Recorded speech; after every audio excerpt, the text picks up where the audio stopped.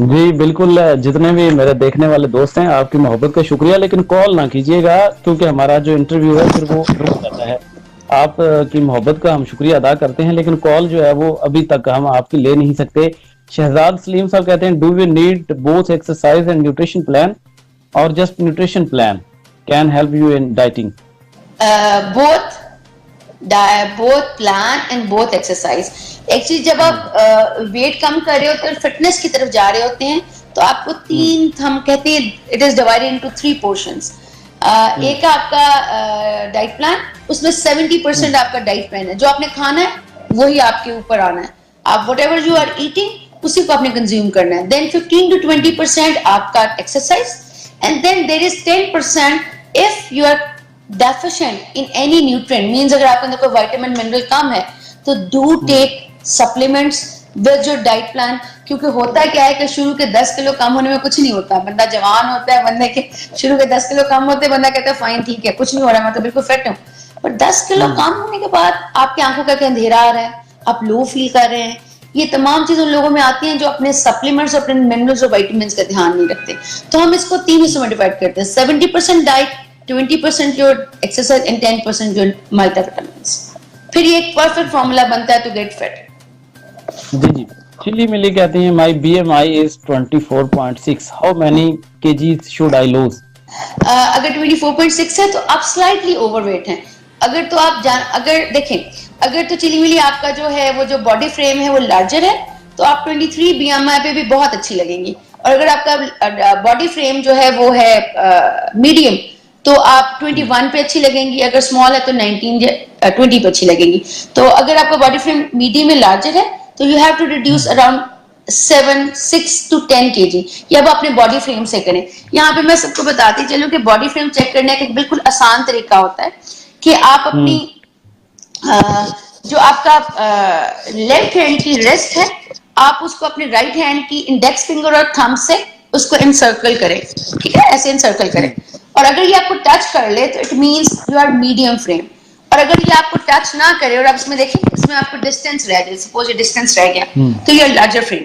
और अगर ये फिंगर्स दोनों ऊपर ओवरलैप कर लें तो ये स्मॉल फ्रेम। ये एक सिंपल रूल है एक जर्नल लेमैन के लिए कि अगर अपने बॉडी फ्रेम चेक करना हो तो अपनी रिस्ट को अपने दूसरे हाथ की इंडेक्स और थंब से एनसर्कल करें, टच कर जाए मीडियम, ओवरलैप कर जाए तो स्मॉल, अगर इसको टच ना करे तो यूर लार्ज फ्रेम।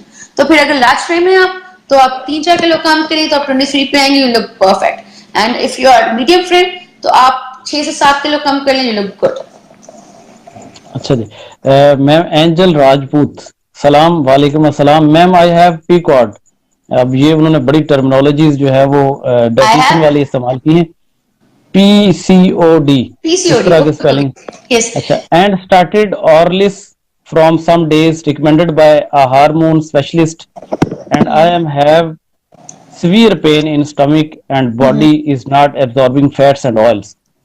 ओके,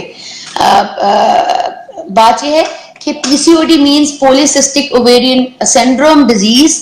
ये ऐसी डिजीज है जिसमें खवातीन की ओवरीज में सिस्ट बन जाती हैं। और ये आजकल बहुत सारी खवातीन में आपको लिसनर्स को बताते चलूं कि राइट नाउ पीसीओएस का जो ऑनसेट है, प्रेवलेंस है, it is every 13th girl is at risk or affected by PCOS। और पूरी दुनिया में ओबेसिटी का रेट इस टाइम पे ये है कि every 11th kid और adult is overweight और obese। आप सोचे हर 11वां बंदा पूरी दुनिया में या तो मोटा है या फिर वो ओवरवेट है। इसी तरह हर 13वीं खातून लड़की अडल्ट या तो पीसीओएस का शिकार है या एट रिस्क है। तो अगर आपको पीसीओएस का मसला है तो इसका पहला सबसे इंपॉर्टेंट चीज है कि अपना वेट कम करें। अगर आपका वेट 3-4 किलो भी ज्यादा है तो do reduce 7-8 kgs।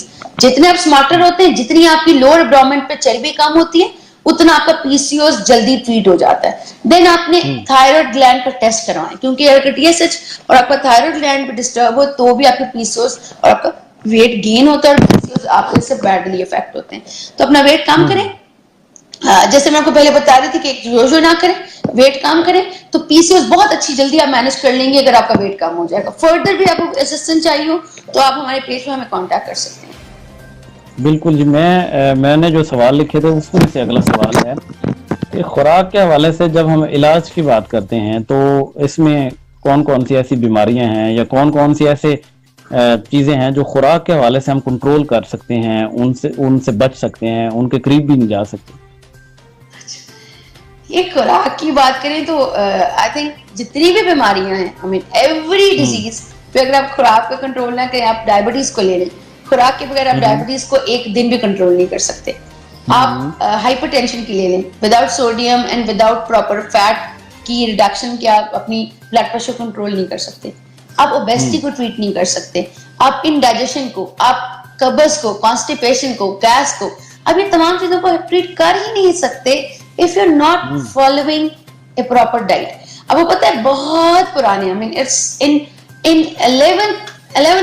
11th century कि लोग साइंटिस्ट कहते थे कि एक वक्त आएगा जब हर इलाज ग़िज़ा से मुमकिन होगा। और अगर आप अभी भी देख लें तो राइट नाउ इस टाइम पे हर साइंस, हर मेडिकल रिसर्च ये कहती है कि हर चीज की इरप्शन जो है, जो स्टार्ट है, वो आपके बैड लाइफस्टाइल से है। तो हमें जितना अच्छा हम अपना लाइफस्टाइल मैनेज करेंगे, डाइट एक्सरसाइज को फॉलो करेंगे, उतना ही अच्छा हम डिजीजेस से बच सकेंगे, उन्हें अच्छा कंट्रोल कर सकेंगे। और ऑलवेज रिमेंबर, हर बीमारी डाइट को कंट्रोल किए बगैर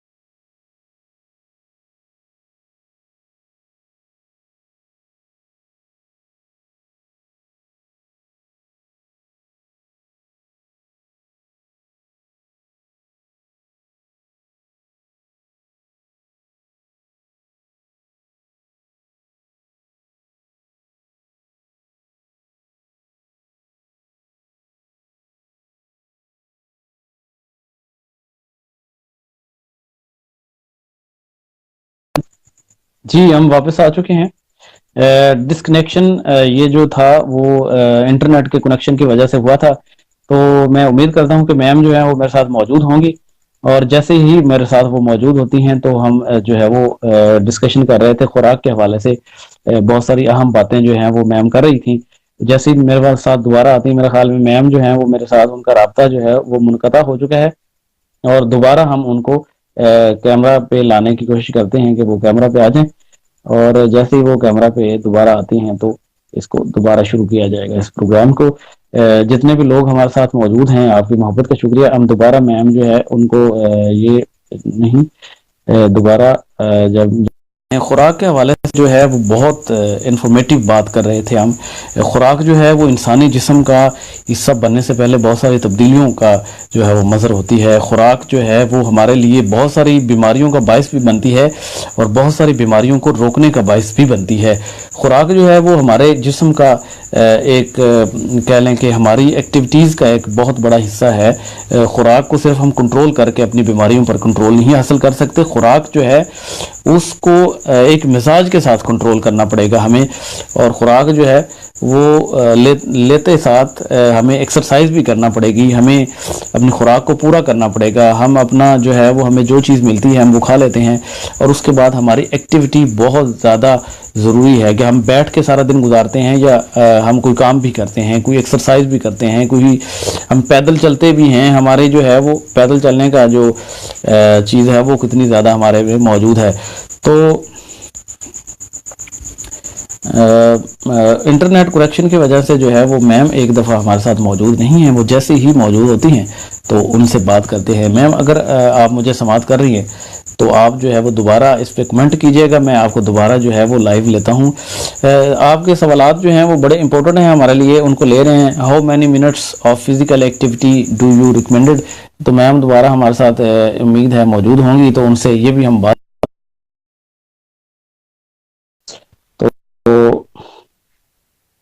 तो मैम, आपको मैंने दोबारा ये ऐड करने का ऑप्शन आपको सेंड किया है।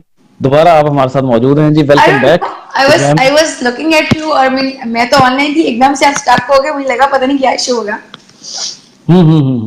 तो इंटरनेट का प्रॉब्लम मेरे ख्याल में मेरे जो डिवाइस पड़ी है ना, इसमें कोई सिग्नल का प्रॉब्लम आ गया था और मेरी तरफ से जो है वो राब्ता मुनक़ता हुआ था। तो आप बात कर रही थी खुराक के हवाले से। तो खुराक जो है वो मेनली हमें जो है वो उसकी ज़रूरत है उसको कंट्रोल करने की, पूरा लेने की। हाँ जी, उसके बाद सवालात तो लोगों के बहुत ज़्यादा हैं और चिली मिली दोबारा सवाल करती हैं कि हमें फिजिकल एक्टिविटी जो है वो कितनी रिकमेंडेड है एक दिन में।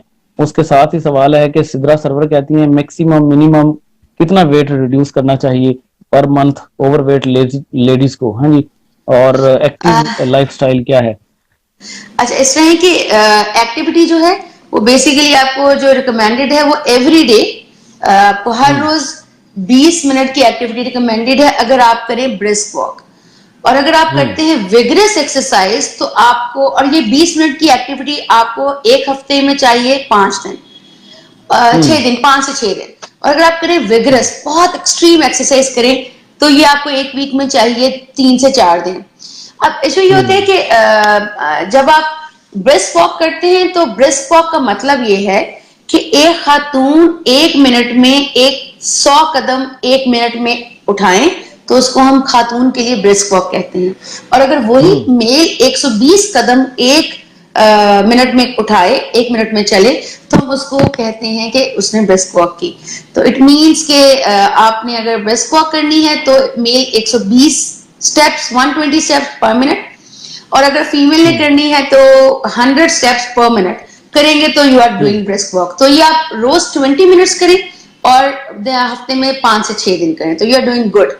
और यही बात आपने पूछा कितना वेट रिड्यूस करना चाहिए, हम अपने पेशेंट्स के लिए लेते हैं कि अगर आपने बहुत अच्छी फास्टेस्ट स्पीड करनी है तो योर फास्टेस्ट स्पीड इज कि आप एक माह में कम करें 7 से 8 किलो, और अगर आपने नॉर्मल स्पीड रखनी है तो इट इज अराउंड 5 किलो, और आपने बिल्कुल मिनिमम रखनी है तो it is 3 kg per month. But एक साल में आप इसी को मल्टीप्लाई कर लें। But thing is the most important, जब फिर रिपीट करूंगी, काइंडली मेंटेन। आपने 10 कम कर लिया, 50 कम कर लिया, प्लीज मेंटेन, क्योंकि बहुत मेहनत तलब काम है ये। हाँ जी, हाँ जी, मेंटेन। हाँ, कंसिस्टेंसी और मेंटेनेंस इज वेरी इंपॉर्टेंट। अगर कंसिस्टेंसी और मेंटेनेंस नहीं है तो फिर you are not doing anything. अच्छा, जितने भी हमारे साथ लोग मौजूद हैं, आपसे भी गुजारिश है कि आप ज्यादा से ज्यादा लोगों के साथ ये शेयर करें ताकि बहुत सारे लोगों के पास हमारी ये बात पहुंचे। और हमारा कुली तौर पे मकसद ये है कि किसी भी एक इंसान की अगर मदद हो जाए, किसी भी एक इंसान के लिए ये वीडियो जो है वो इन्फॉर्मेटिव हो जाए, उसके लिए फायदेमंद हो जाए, तो हमारी ये इबादत कबूल हो जाएगी। शहजाद साहब दो बार सवाल लिख चुके हैं कि कैन वो stick with the same diet plan at the age of 40 that we used to stick with at the age of 30? Does age has anything to do with nutrition? Yes, age has a lot of to do with nutrition, क्योंकि age basically आपकी diet को और आपकी weight को define करती है। My dear, my beautiful audience, हमारी with specific age के बाद हमारा वेट हमेशा बढ़ता है। जैसे कि अगर आप कहें कि आफ्टर 40 तो हर साल विदाउट एनी एक्स्ट्रा खाना पीना आपका वेट हर माह में, हर 2 माह में बढ़ेगा। ये हमारी एजिंग का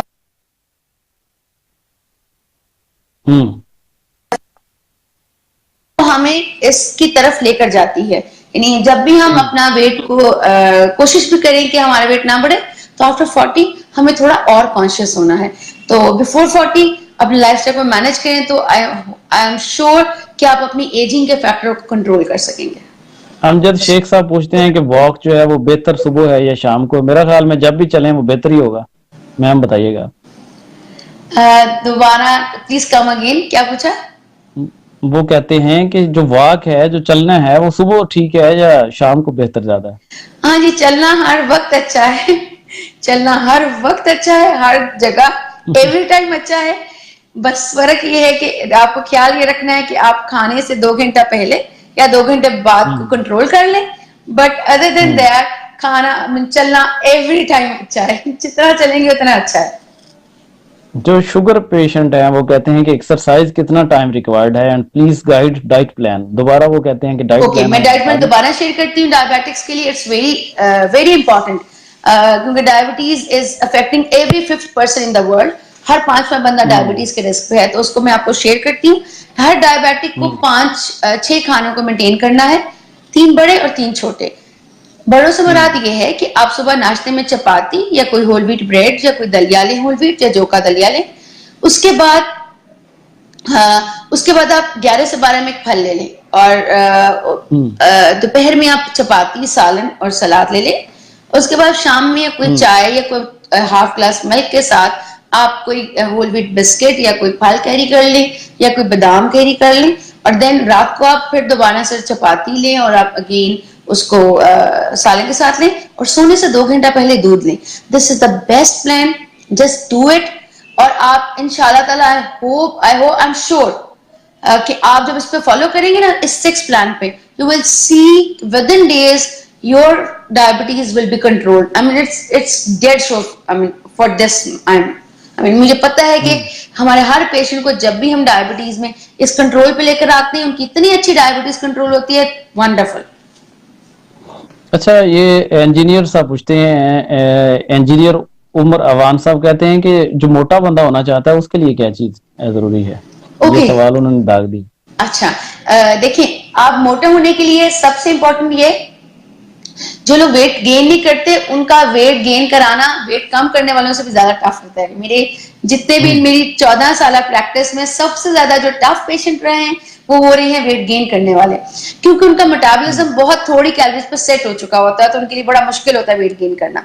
एक तो जिनका वेट गेन करना है उनको कॉन्टिन्यूस एक तो खाते रहे, मैं हमेशा जाने बोलती चढ़ते रहे चढ़ते रहे चढ़ते रहे। और इस चढ़ने के में B complex, B1, B6, B12, कोई भी मल्टीविटामिन बी कॉम्प्लेक्स के साथ वो जरूर ऐड करें, क्योंकि लाइसिन आपका वेट गेन, आपको भूख बढ़ाता है। और लाइसिन को ऐड कर ले टिल कि आपकी भूख अच्छी हो जाए, आप अपने मैदे का साइज बढ़ा लें ज्यादा खाना खा के, तो फिर आप उसे छोड़ दें।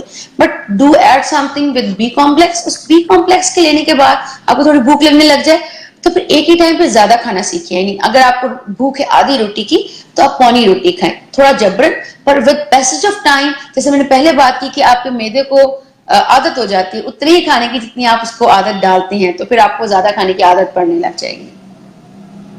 अच्छा, शहजाद सलीम साहब जो है उनकी कमेंट आया है कि I am Shahzad Saleem's daughter, my father smokes, can we stop him from smoking through some sort of nutrition plan? Can you please ask him to stop smoking here, he doesn't listen to me. Okay, mister Shahzad Saleem, I request you to, I'm not saying कि stop smoking, but cut down। मैं सब सुनने वाले को बताना चाहती हूँ कि स्मोकिंग, यानी हमारी स्मोकिंग, अगर सपोज आप दिन में 10 से 20 सिगरेट से ज्यादा, नहीं कहते ना कि एक डब्बी पी रहे हैं पूरा एक डब्बा, तो उस 20 सिगरेट का मतलब ये है कि आपका 35% विटामिन सी लॉसेस ज्यादा है। और जब भी आपके विटामिन सी लॉसेस ज्यादा होते हैं, तो फिर आपको आपका होंठों का काला होना, आपकी स्किन खराब होना, डिप्रेशन का आना, क्योंकि विटामिन सी एक बहुत इंपॉर्टेंट एंटीऑक्सीडेंट है, उसके बगैर आप इतने अच्छे नहीं रह सकते। तो एक तो आप अपनी क्वांटिटी कट डाउन करें। आई एम नॉट सेइंग आप छोड़ दें, क्योंकि सडनली छोड़ना कैफीन को यूजुअली इट अफेक्ट्स, जैसे चाय के शिदाई लोग होते हैं ना, चाय के दीवाने लोग होते हैं, इसी तरह इस सिगरेट की भी दीवानी ही होती है ना, थोड़ा नशा सा होता है लोगों को। तो आप इसको, अगर यू आर एट 20, तो आप पहले 18 पे आए, फिर आप 15 पे आए, और उसको ओवरकम करने के लिए अपनी डाइट में थोड़े से भुने हुए चने और ड्राई फ्रूट्स, यानी 2 को मुट्ठी ड्राई फ्रूट्स और 2 को मुट्ठी भुने हुए चने, और दिन में 2 से 3 केले ऐड करें, क्योंकि हाई पोटेशियम